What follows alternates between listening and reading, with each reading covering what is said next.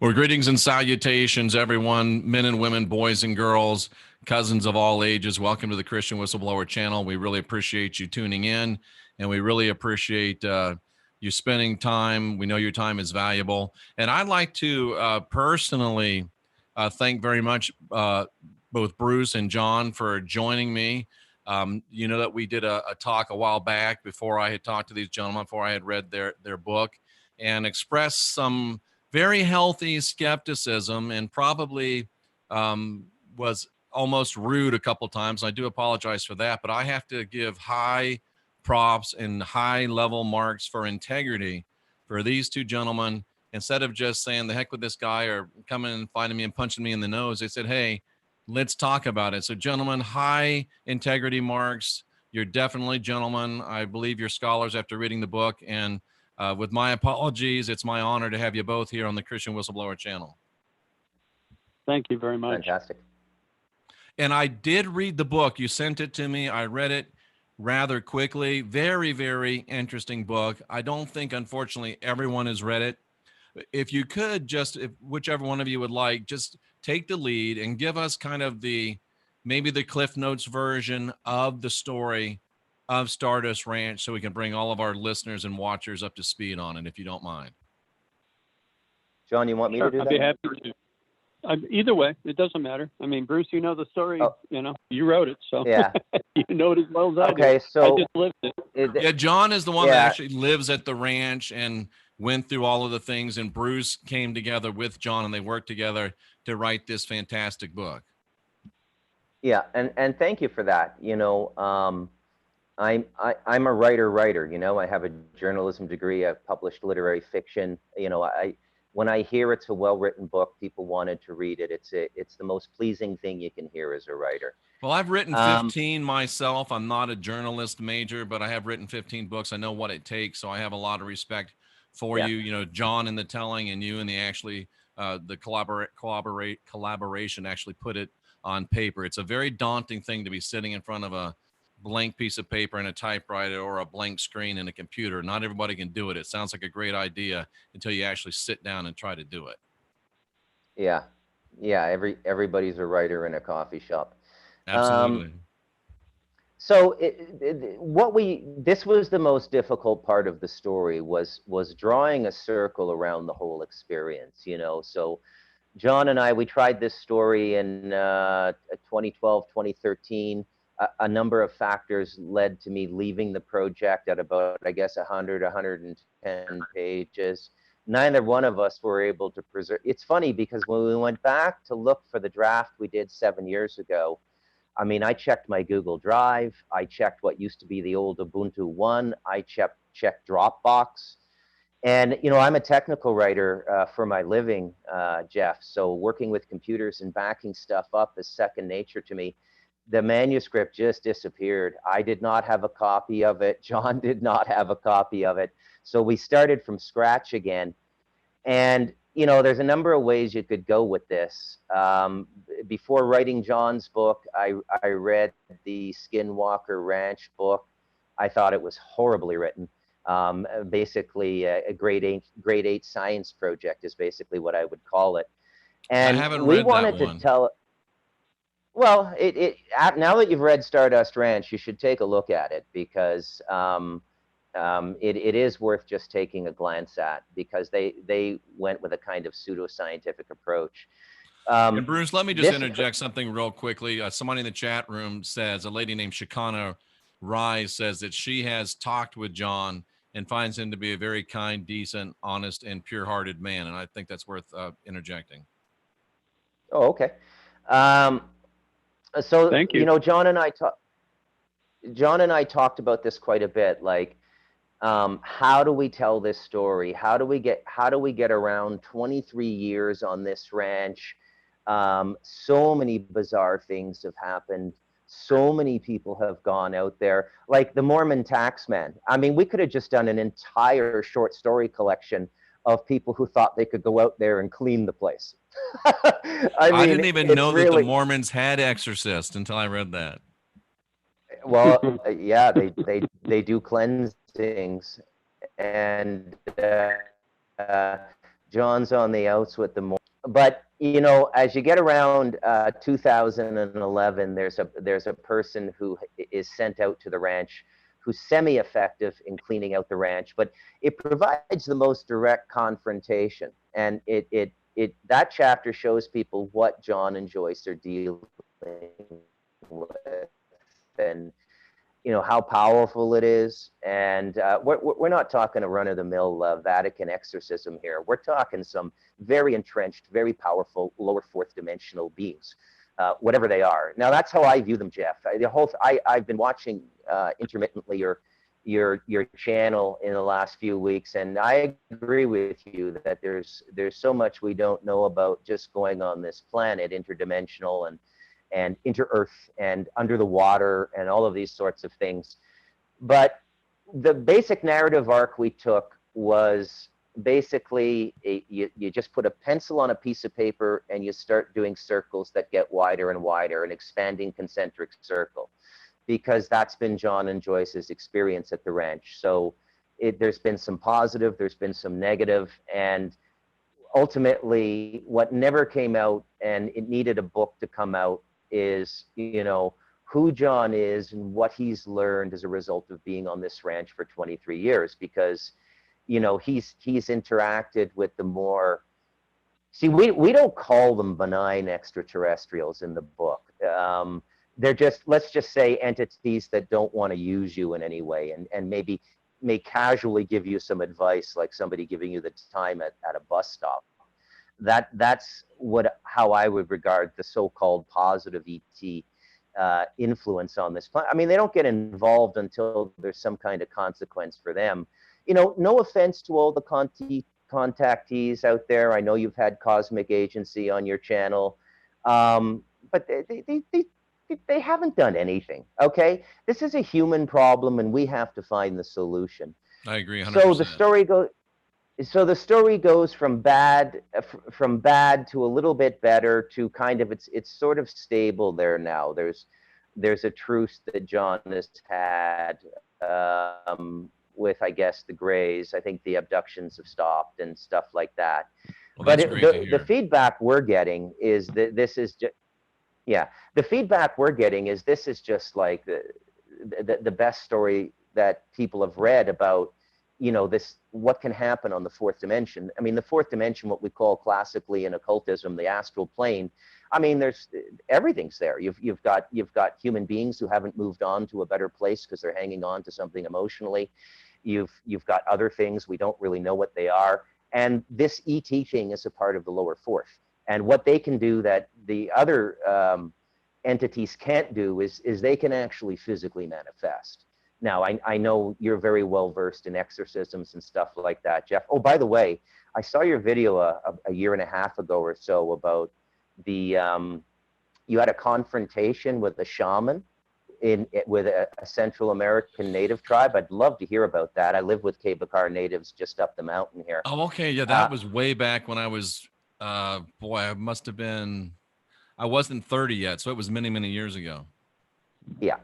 So, this is John's story. You know, people rightly ask, why hasn't he left? Who would stay there? My mom finished the book and she said, why would that woman stay with him for 23 years through that hell?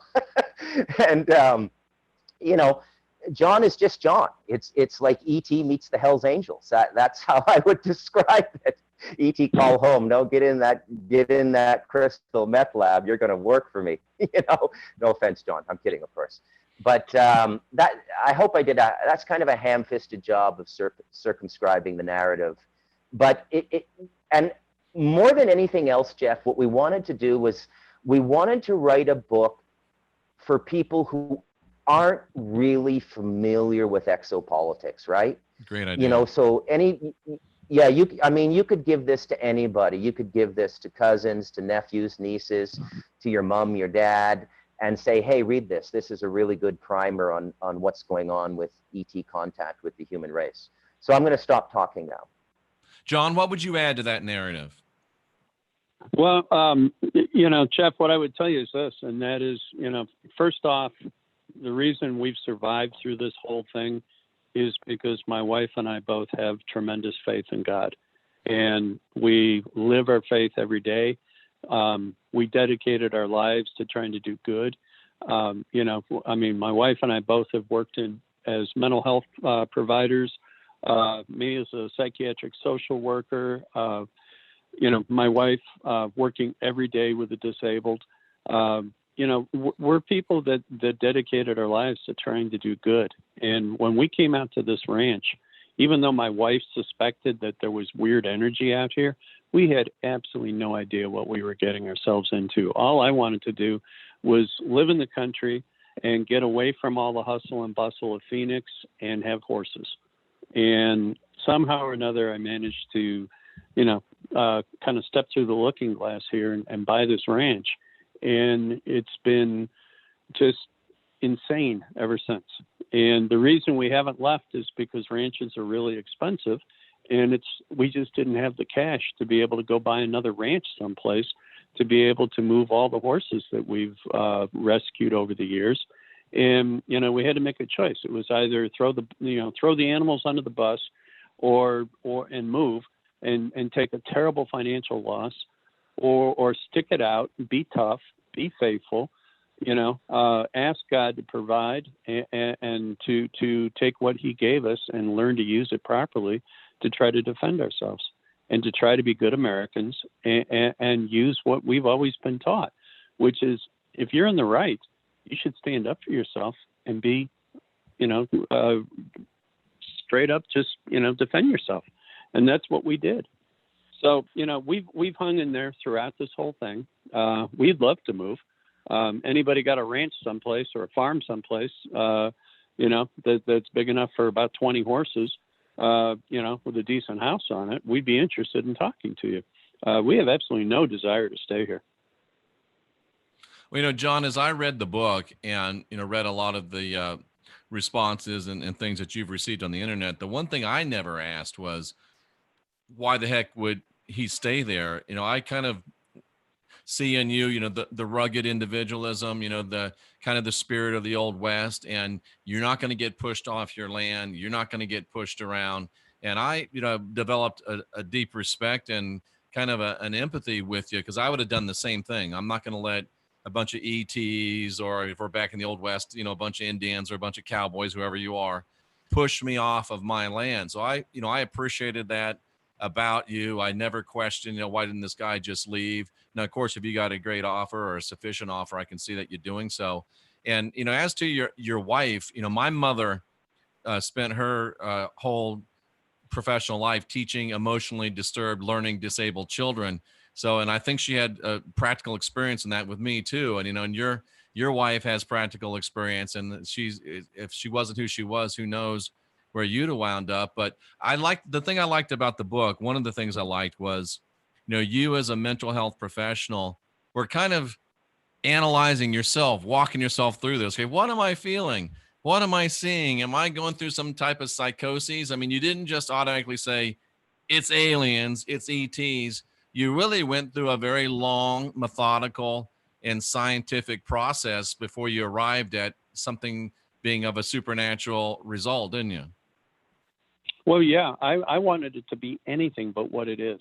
You know, I mean, I would have been absolutely fine with it being almost any other alternative, because anything else I would have had control over, I could have done something about. This, I can't do anything about. What's here is here. I mean, we've had people try to clear the place. We've had, you know, every flavor of religion, every flavor of spiritual, you know, everybody's come out here and done their thing, and it's never made any difference. You know, the only thing that's made any difference at all was last May, we had a new version of an ET show up, and I don't know what to call it. It's strange looking to me. I've never seen anything like it. And everybody that's looked at it says, that's a new one. I've never seen it either. But, you know, I learned over the years from all the feedback I've gotten to, you know, keep my phone handy. And so, you know, as soon as it showed up, I said to myself, I'd like to take some pictures of you. Would you mind? It didn't seem to mind. It didn't acknowledge one way or the other, but it let me take 3 or 4 pictures. And, you know, I was like, thank you. By the way, if you're going to be out here, can you possibly do something to help us? Again, this is feedback that I've gotten over the years from people. Mm-hmm. Ask them to try to manage the situation at your ranch and get rid of the bad ones. And I always try to take, feedback to heart. And so I indeed asked this creature if they could, kind of manage or put an end to the gray problem. And it seemed to help. I mean, it seems like the grays now are not nearly as ferocious as what they were over the last 20 years. I'm not having to go out with a sword and kill anything. And I'm very grateful for that, because it does nothing for, my psyche to have to defend anything with a sword or a gun or anything else. All I want to do is live in peace. I never wanted any of the problems we had here. All I wanted to do was be away from the city and have horses, Now, John, has that being that has seemingly helped you with the ETs, have they required any quid pro quo from you or your wife and doing anything for them? No, not at all. There's no communication. The only ETs that we've ever had any communication with were the ones that were more human in nature. And, we've had a fair amount of contact with them over the years. And, that's been a very positive thing in terms of, asking questions, getting answers. I used to have a list over the last few years of the 100 questions you'd ask an ET if you could ever sit down with one and ask them. And literally, I've gotten an awful lot of great questions answered over the years. And, so those guys, the visits are few and far between, but they've been fruitful as far as getting, positive information goes. The ones that I call parasitic ETs are the grays, the reptilians. That's the stuff that's all real negative. People say it's demonic. Yeah, that's possible. But, I've killed one of these things and, sent it off in pieces to Dr. Levengood in Grass Lakes, Michigan for his analysis. So as far as I know, demons don't get disassembled and put in FedEx boxes and mailed. Not anyone that I don't know what to say about that. John, one of the things that I had a question before we talked, I said, why wouldn't you just shoot these things? I heard about you killing them with a samurai sword. And I said, well, why wouldn't he just shoot them? But then when I read the book, obviously you did shoot them and it seemingly had no effect on them. Am I right? Well, it depends on which variety you're talking about. In the house and gradually sort of around the house, it's been almost entirely grays. Right. But I live literally in a house that is made of bricks, and the interior walls are bricks as well as the exterior walls. And so, we have tile floors, bullets, it's a good way to kill you, shoot yourself. They bounce. Exactly, or break stuff or shoot an animal. I mean, we have cats, I don't want to shoot something like that. Not to mention the amount of noise. I mean, God, a gun going off inside an enclosed area like that, bad news. But you did shoot some of them outside, right? The grays, and it seemed like I don't know if I can't remember. Grays. It wasn't the grays you shot? Yeah. No, we don't even know what it was. I have a stepbrother that came up from Oklahoma, and he's a dead-eye shot. He was a SEAL, and he went back before they built houses all around here. It used to be just wide open fields, and he would see things when he would visit, and I'd see them, and he'd say, give me a gun, and so I'd lend him one of mine, or he'd sometimes carry one that he'd bring with him, and he'd go out and shoot at them. And nothing would ever happen. Did you get the sense that the beings that he was shooting at or that you were shooting out were somehow holographic or incorporeal? That's why the bullets weren't effective, or did it seem like it was hitting them? Could you really tell? Well, let's put it this way: my stepbrother is an extremely good shot. He's a sniper, and if he shoots at something, he's going to hit it. So I'm sure he hit what he was targeting. It just had no effect. It went right through it. Interesting. Did it even look like they, took a shot, or did it just go right through them? No, it went right through. Like it didn't even register. It makes me wonder if they were maybe slightly out of phase from our reality. Have you pondered that at all? Yeah, we've actually considered that. We know the grays because, we've seen them so many times. I mean, we've seen them dozens and dozens of times here inside the ranch. And they have a tendency when they appear, they'll either just totally appear and it's like you blink your eye and all of a sudden they're in front of you, or you can see them literally like stick their head kind of through from another dimension, look around, and then if they feel it's safe, they'll step through. So almost like so peering around, sticking their head through a wall, only there's not any wall there. They're just sticking their head out of nothing. yeah, imagine somebody getting out of a shower, Wow. and pushing the door open and kind of climbing out. And it's exactly like that. Amazing. What do everybody thinks about grays, and we've all seen, the depictions, but you having seen dozens of them, what does a gray look like, or at least the grays that you've seen out there? Well, we've seen several different types, and we've seen them in different colors. Also, there's different types and colors of grays? Yes, they're not all gray. Wow. What we found out is there's ones that are peach colored, there's ones that are tan color, there's ones that are taller that are white. There's a bunch of different types. That's crazy. I've never, I've fairly well read in this genre, but I've never really heard anybody talking about the varieties. I mean, do you get the sense that they might be different rank? Are they from different places? What's your idea on the different coloration? Yeah, I wish I could give you better information, Jeff. But the problem is that I only want to speak the truth about things. And absolutely, I appreciate that. I just don't know. Is there any difference in the behavior between the colors of them, generally speaking? Not really. The biggest difference that I saw in behavior was the little ones seem like they're kind of taking orders from either directly from the reptilians or from a larger version of themselves. So That's if there's crazy. any ranking in terms of power or anything like that, I would say the ones that are like 6.5 feet tall are, like the ones that are really in charge. And then there's sort of a mid range that's maybe, 5'7", 5'8", and those are kind of mid-level management. And then there's the little ones that are about 4 feet tall. And the 4 feet tall ones are just the lowest guys on the totem pole, and they don't seem to have any kind of power at all.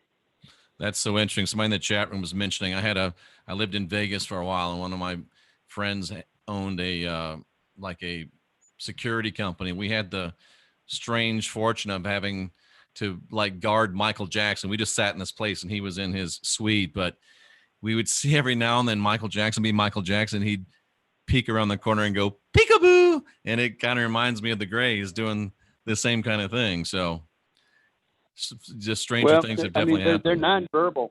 Yeah, these things are totally nonverbal. They right. don't communicate. At least they didn't communicate with me. I did everything I could in the beginning to try to create a peaceful arrangement with them and kind of tell them what I expected in terms of being a landowner. And asking them not to violate my space and not to hurt my animals or come after my wife. And, we never got any kind of, connection of any kind. And so he just got down and got dirty and, became real violent. Yeah. And now, then John, I started getting... Go ahead. I'm sorry. I thought you were finished. No, I was just going to say when things got real violent, that's when I just decided it was an all-out war and I was going to kill as many of them as I could. And that's certainly understandable. I can see where you'd come from right away on that. Now, just another question about the beings. From looking at them, did you get the sense that was their actual body, their skin, or was there any idea that they might be wearing some type of a suit? Well, the ones that I killed and the ones that I disassembled didn't have any suit at all. Okay. Because literally Dr. Levengood had me disassemble them and put them in boxes and send them. So you whacked them over. The first one you found you could whack over the head, right, in the bedroom? Yeah, the first one I hit when I was in bed with a baseball bat, a little aluminum, bat, 2 or 3 foot long bat. That one just fell over and disappeared. And the other two in the room disappeared as well. But then the first one that I killed was on the sun porch, and I got that one. I ran it right through into the wall with a samurai sword and gutted it. And, it kind of sprayed out this almost looked like brake fluid or transmission fluid. out of it, except it was real acidic. And did you get any of it on you? That one, no, not really, not on me, but sure got on the wall and it got on the floor, and it didn't cause it to be like, it didn't cause it to like sizzle or burn or anything, right? It did, but it wasn't, it wasn't like hydrochloric acid or anything like that, or sulfuric acid. It was just nasty, and it stank real bad. And that one didn't disappear once you killed it? No, if you sever the head from the body, it's like you're breaking the antenna off, and it at that point they just remain. Interesting. So was that the one that you cut up and sent off to the doctor? Yes. Okay. Did you ever watch the show Dexter at all? Yes. No. Did you feel a little bit like Dexter cutting that guy up? Well, I've never seen Dexter, so I don't know. Oh, you never saw Dexter? Well, he would cut people up, so I can just imagine you with your face cover on and your plastic, sawn on these ETs. But John, the one question that I had was, and I don't know that it was directly mentioned in the book or not, but I mean, it's a freaking ET. You killed him. You killed some other ones. Why not take some pictures of these ETs that you killed? Well, originally we had pictures, we had video, the whole works, and everything was in our guest house, which we were using as offices. And somebody broke in, cut the steel doors, went through 4 deadbolt locks, went into lock cabinets, lateral files, stole everything, stole the computers. I mean, took everything, and wow. So everything disappeared. I still have a couple of pictures, but they're not very revealing. They're pictures of my wife actually cleaning the glass doors between the sunroom and the kitchen and cleaning the crap off the glass. Now that's fascinating that someone actually broke in there. Now, we're entering into the realm of speculation, but if someone, a person broke in, I mean, they would have to really be motivated to do that. That's a lot to go through for some pictures and some files. And if someone had done it, you think that it would have showed up somewhere. If I'm going to steal pictures and files about aliens and ETs, I'm going to use them to try to profit on my channel, my program, my book, whatever. You didn't have that. So again, maybe it's because we're in the genre we're in, but it sounds like somebody that didn't want that information to get out might very well have broken in, somebody with the means and the motive and really the worry of not having to be caught doing it. I mean, it makes you wonder if it was, nefarious governmental forces or even maybe the aliens themselves came and got it. I don't think it was aliens. I think it was probably government. I mean, they literally used something that must have been very close to a laser to cut the steel doors, because they carved through them like they were butter. And there was literally 2 sets of steel doors from the outside, and then an interior door with 2 more deadbolts on it. So they got through 4, good quality, heavy duty deadbolt locks. It pissed me off so bad at the end of it. I went ahead and I bricked in every window in that building. There is not a single window today in that building. Yeah, that is not a normal thief. That's just not a normal robbery. And if you don't think it was the ETs or forces aligned with them taking the stuff, you almost have to think that it was some type of a governmental or paragovernmental forces, seizing the evidence, so to speak.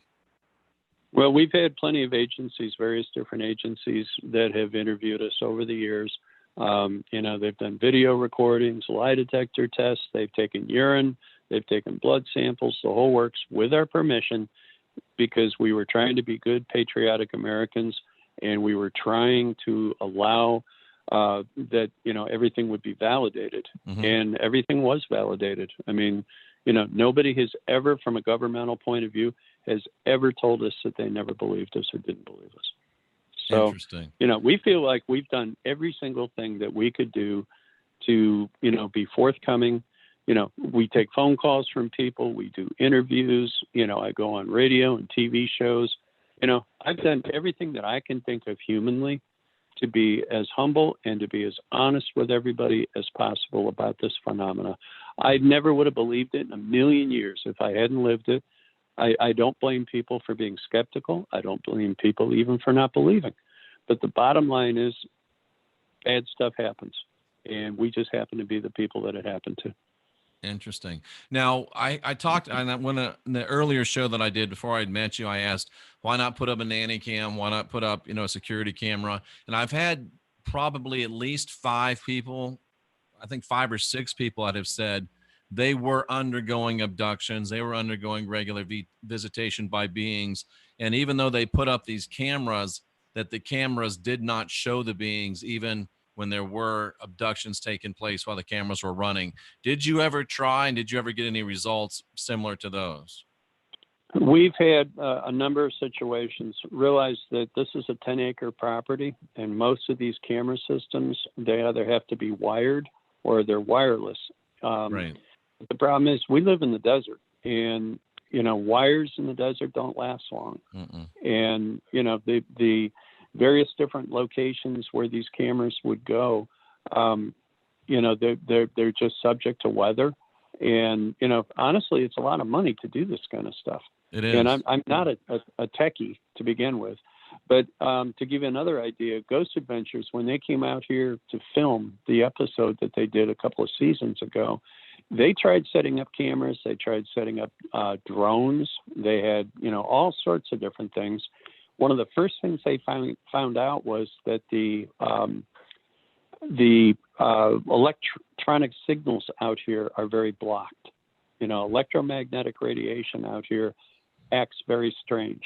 GPS signals, I can't tell you how many times people try to come to the property and they drive a mile or 2 down the road and they say, well, where are you? Because my GPS says you're over here and I don't see anything.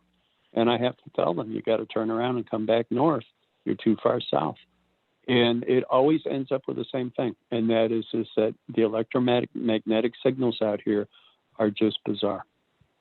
That's crazy. And one of the things that lended credibility to your story to me was I've done a lot of things in my years as a salesperson. And one of them was selling, phone service and selling cable service, cable TV, phone equipment. And I know that a lot of these guys that are working for phone companies and cable companies, they're general contractors. They really work for themselves. They just have a decal on their truck, or maybe they're driving a company truck. But bottom line is they don't get paid usually unless they install a service and the customer says, yeah, I'm satisfied with that service. And those people will get paid.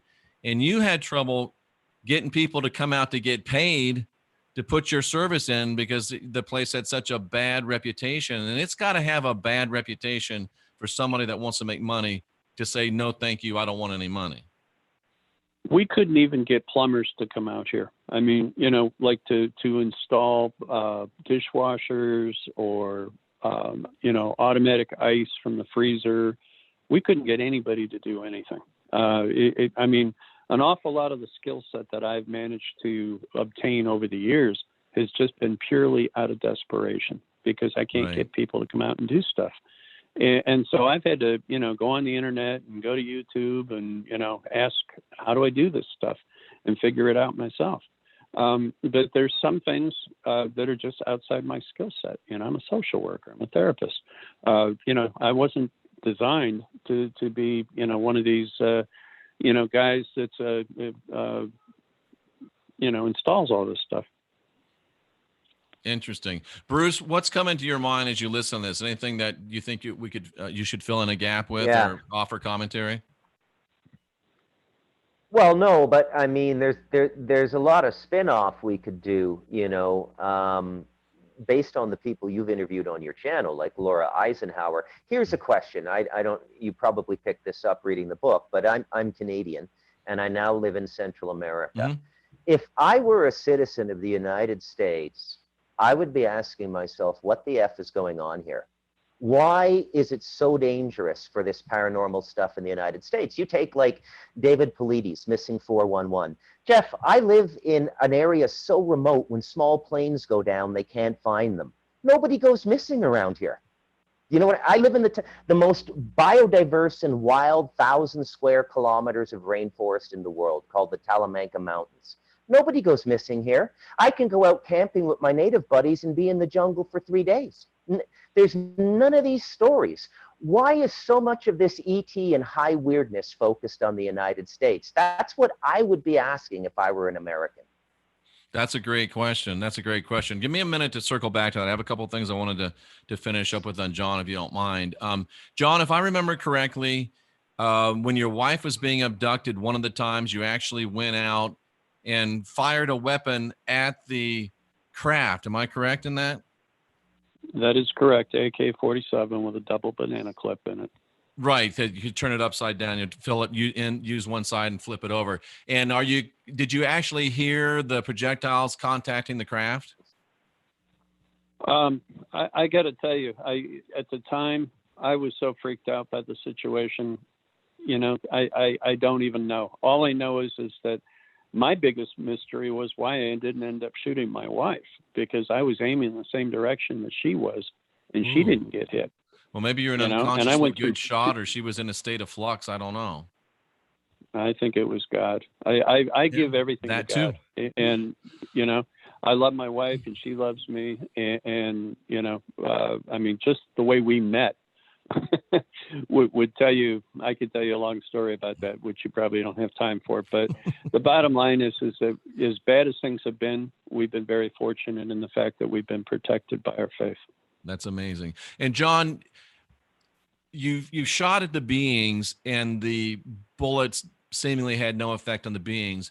But when you shot at the craft, it seems like the bullets did hit the craft and the craft stopped doing what it was doing in response to the bullets. Any speculations from you on why it would be effective against the beings and not effective against the beings and effective against the craft? Not really. I mean, it just, the light stopped and Joyce fell. And all I could think of was, my God, she's going to fall 30 feet onto a, you know, crushed rock driveway. I better get underneath her and hope for the best. And, amazing. You know, she plowed me into the ground. And we both woke up a few minutes later, you know, from being unconscious. And we both were hurting and sick, and we dragged ourselves in the house. And then within about 24 hours, Joyce started developing all these horrible burns all over her. And, you know, I took her to the hospital, and the hospital asked us what happened. We tried to tell them, and they laughed us literally right out of the emergency room. And in both cases, neither hospital treated us. I mean, they treated us, said, here's some cream, put this on, you'll feel better. They treated it like it was sunburn. And we were both just sick as dogs. And then within about 2 or 3 more days after that, the Center for Disease Control contacted us, and they sent a representative out.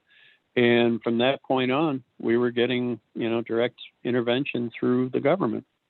And, you know, I'll tell you what, they, you know, everybody gives the government a hard time, but they helped out. They did, you know, they did right by us.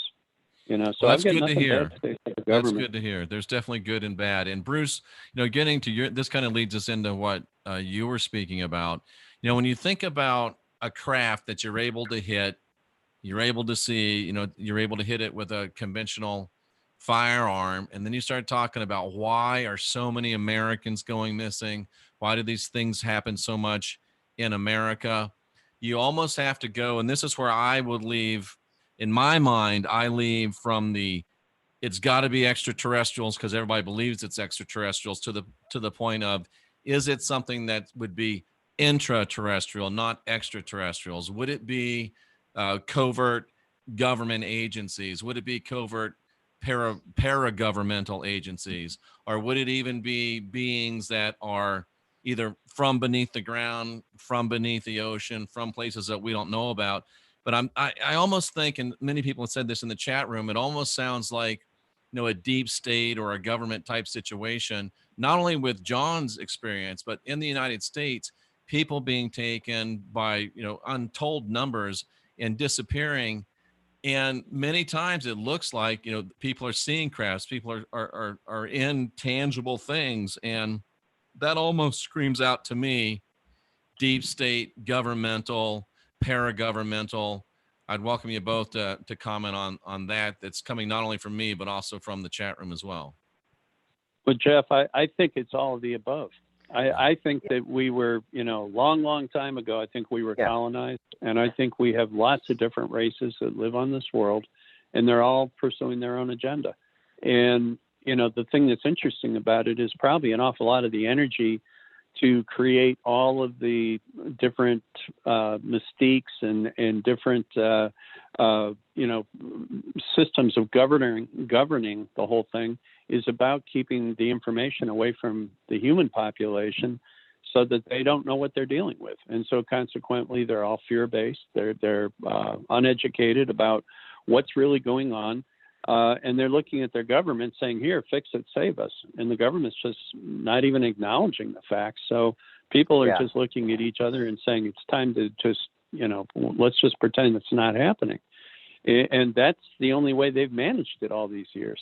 That's not management. That is just neglect, benign neglect. And it's up to us to stand up and say, you know what? We need information. We need our government to stand up with us and let us be part of it and get to the bottom of this. It's not about blame. It's about, let's get to the information part. Yeah. And Bruce, to your point, I've been on 5 different continents. I know that Americans, even though we think that we got the best of everything, we're the smartest of everybody, that may not possibly be true. It's possible that that's not true. And so why would the aliens, of all the people, if they are aliens, why would they be interested in just mainly, vastly percentage-wise, in Americans? And that makes me think, are they really aliens? What do you say, Bruce McDonald? Well, I think that they are aliens, and I think it's a spin-off of some bad deals that your government made just after World War II. So when the exopolitics narrative at a governmental and intelligence level goes through the roof after World War II. You've got different narratives out there about what was going on. The Taigetans are saying they were the Vril Society. They were the Thule Society. William Tompkins tells Kerry Cassidy the Nazis made a deal with the reptilians. So it seems as though exopolitics has gone into Machiavellian politics now as well. As to why the government in the United States is not responding to this, it's ridiculous. It would be like an insurance company showing up after Katrina in New Orleans and saying, well, we don't see any evidence of a storm. We're not honoring any claims. It's so outrageous. It's unbelievable. And then you get these pseudo public private efforts like, Stephen Greer, Emery Smith, David Wilcock, and Corey Good that are clearly government operations trying to give some ham-fisted, but clearly nowhere near true explanation of what's going on with the extraterrestrial phenomenon. As for why World War II becomes a flashpoint, well, I would say it's fission and fusion. I'd say that we reached a technology where suddenly we can affect them. So we're in a symbiotic relationship now, and they have to deal with humans.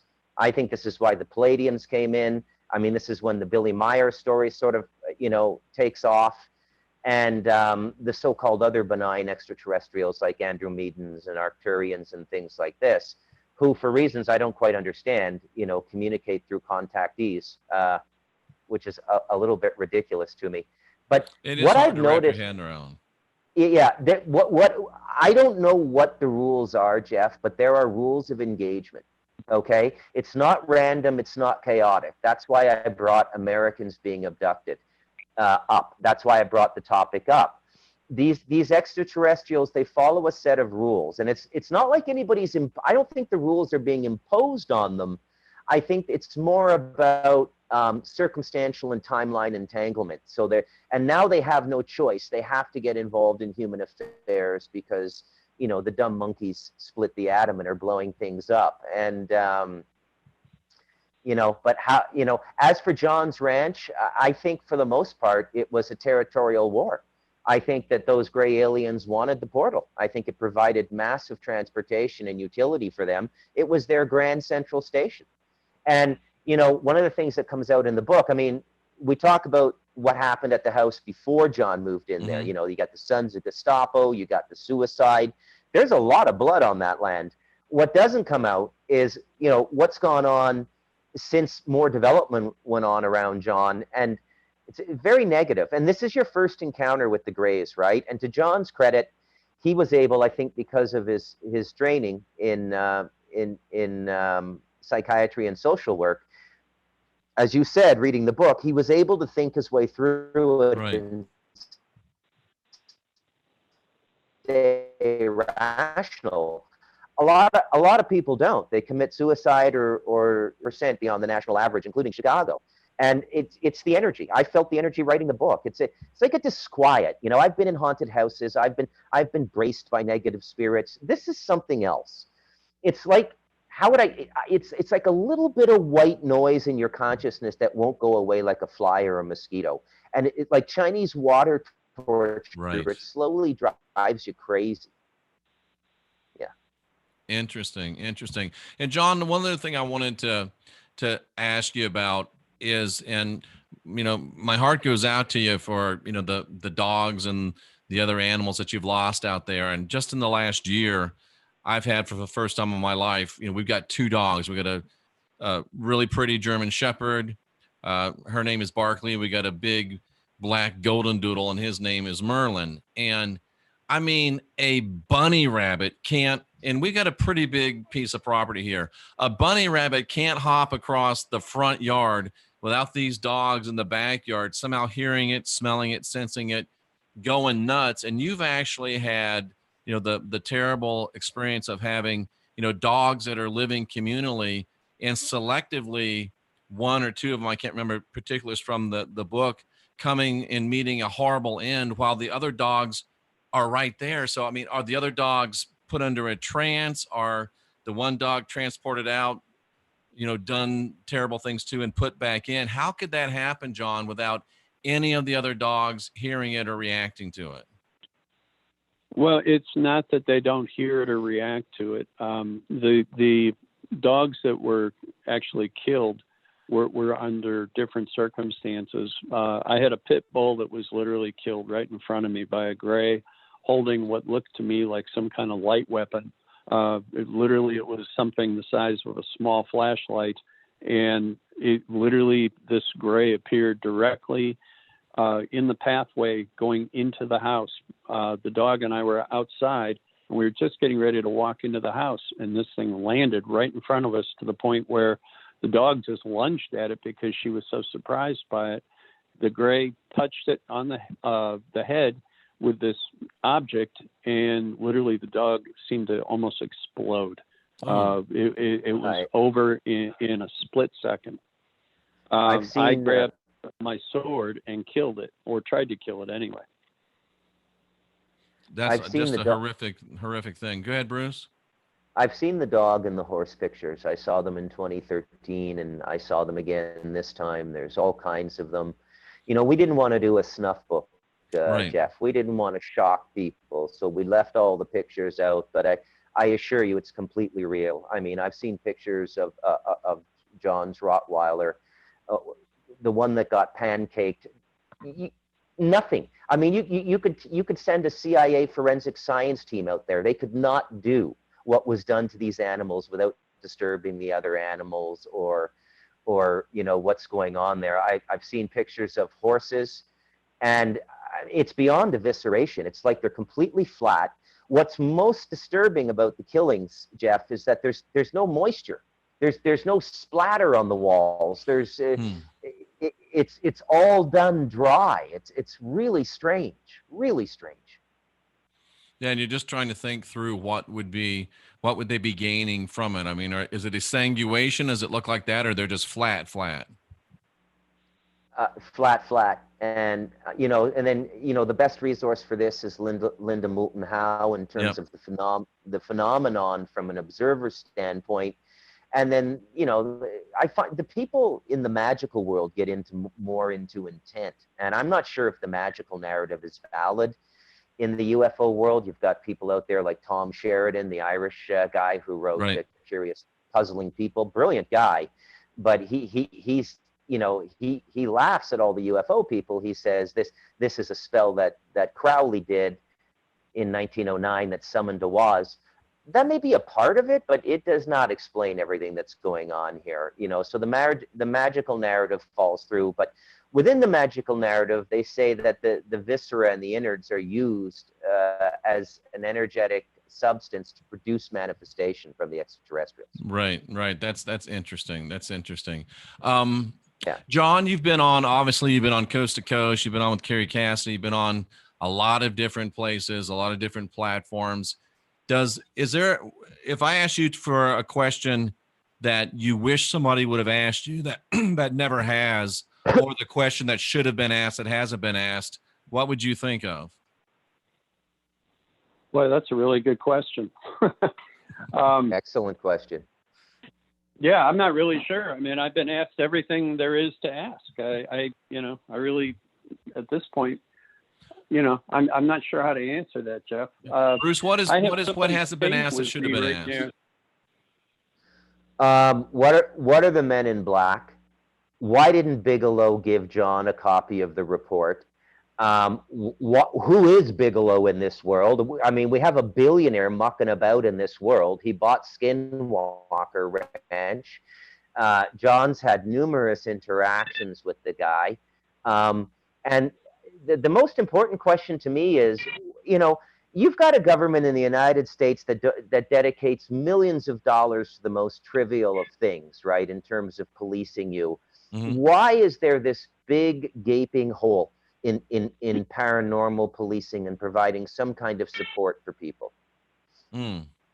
Great question. Guys, I'd like to give you a little bit of an answer about that occurs to me. 1953, I believe, was the year that Eisenhower had the Treaty of Greada that he allegedly signed with the gray aliens.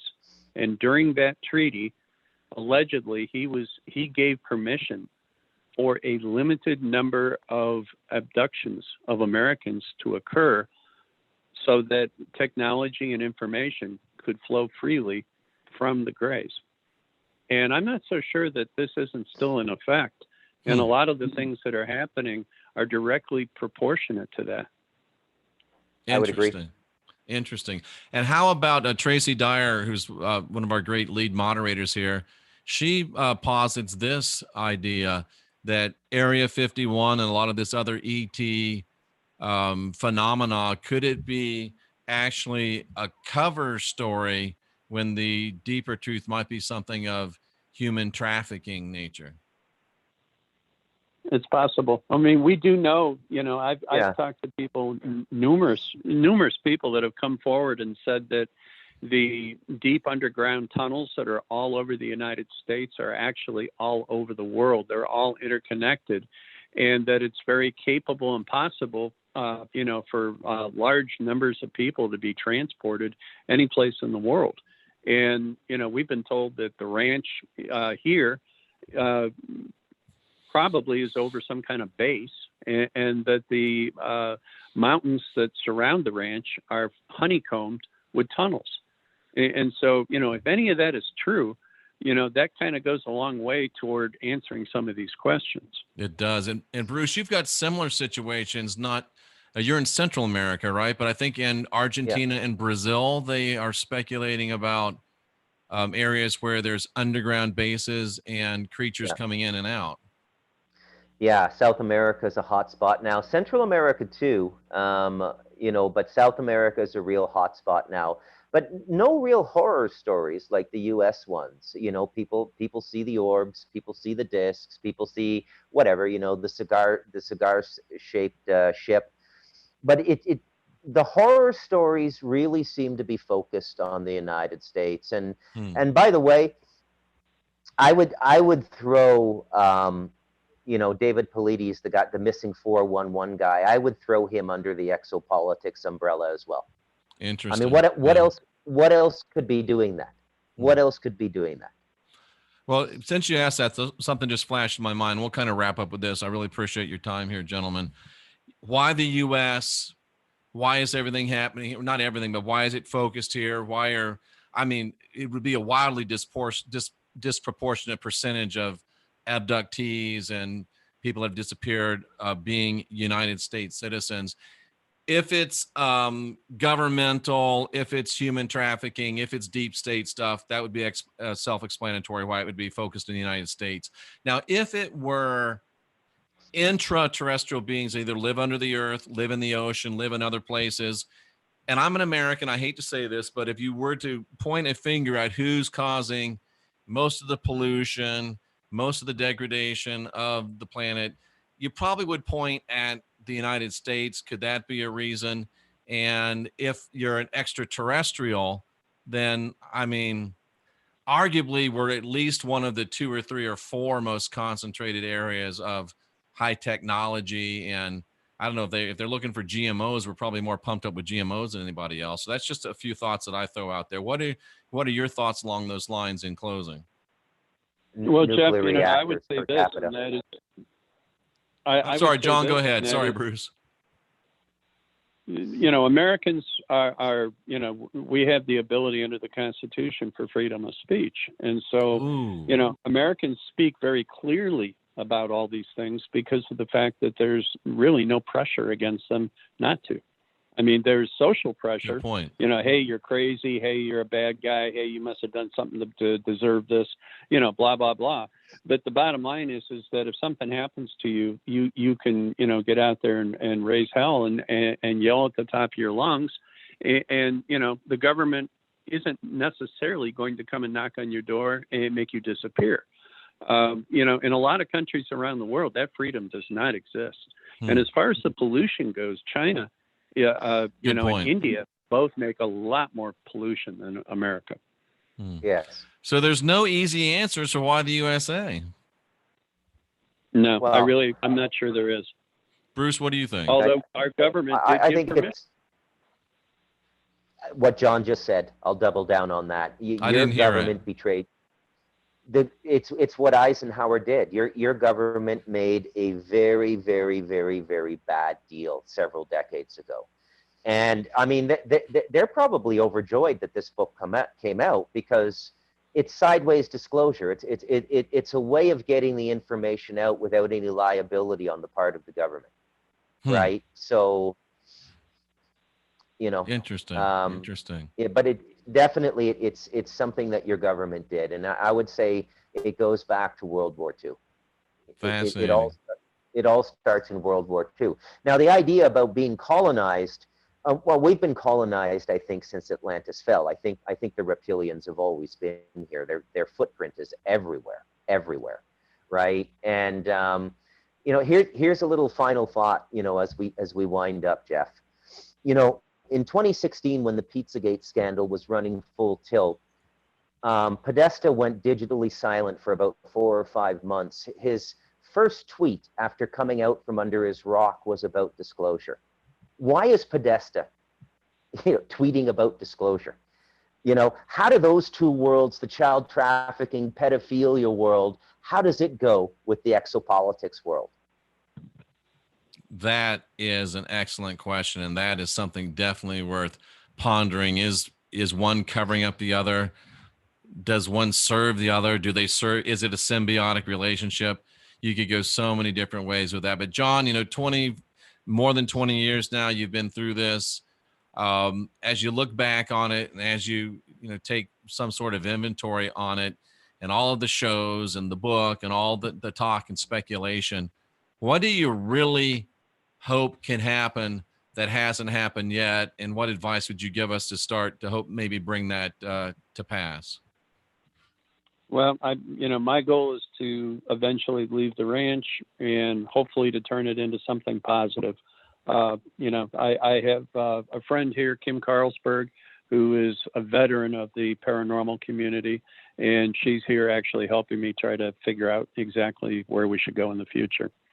So, we're working on it. We haven't given up. We haven't given in. We're trying to, take lemons and make lemonade, so to speak. And we're going to continue to be faithful, and we're going to continue to call on God to try to help us and do the right thing.